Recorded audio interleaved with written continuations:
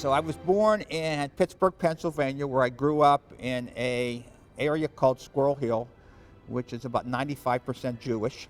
What was transformative for me was after my freshman year of college, I went to work at a Jewish camp in the Ozark Mountains. Buddy was at the St. Louis JCC when I came to work there. He was a year or so in front of me. We did camp, we did youth. We have tracked a career over 20, 30, almost 40 years together. This is very well deserved. I've learned a lot from you. I've loved getting to know you better as your colleague. And on behalf of everybody who loves you in St. Louis, Mazel Tov. I've known Buddy for 40 years. I grew up in Pittsburgh as a teenager. We used to hang out at the center, and my hanging out at the center and hanging around Buddy, who was my mentor, were just special, special times. I was so fortunate to be on the search committee that brought you to Baltimore, Buddy. We had a vision of what the JCC was going to look like, what it does look like, and what it will look like.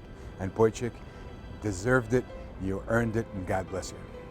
He's a natural leader. People want to follow where he goes, want to please Buddy in terms of ideas and tasks. I've had the opportunity and the privilege over the years to see what a JCC can do for everyone from families of preschool kids to seniors way into their 90s and beyond. His whole way of interacting with his volunteers and his lay leaders makes you want to not disappoint him.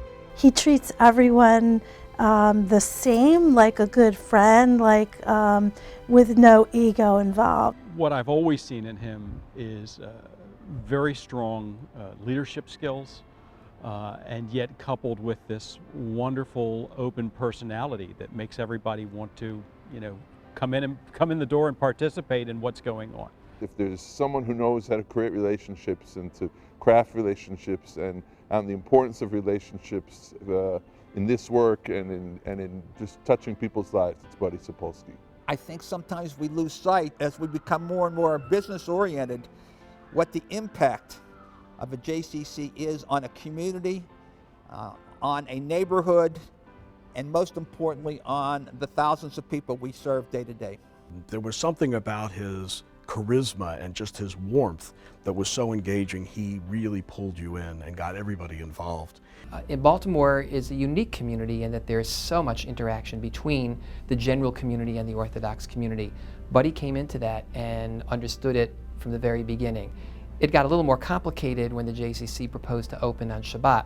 Buddy really helped to make sure that along the way, if it was possible to smooth over the rough edges, that would happen.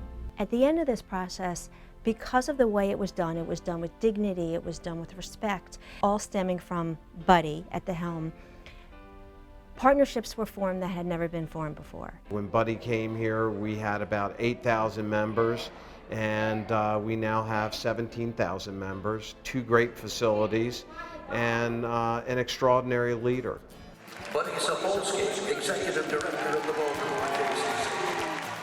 In 2002, we were one of the hosts for the JCC Maccabi Games, not realizing that we were going to be doing this right after 9/11. The whole issue of security became a huge issue for us as we planned the experience. Under Buddy's leadership, Baltimore really has been a leader for us in the movement. They were the first JCC Maccabi Arts Fest. They were the first smaller set of JCC Maccabi games, only 1 year after they hosted the full set of games. They were the first combined Arts Fest and games. Sometimes people say maybe Buddy has rocks in his head to keep doing this, but he realizes not only what it does for his own community and for the kids, but that setting a model for the whole movement is something that is important. And when Buddy does it, other people realize it's possible. I love what I do, but more importantly, I love what the JCC is and can be for people.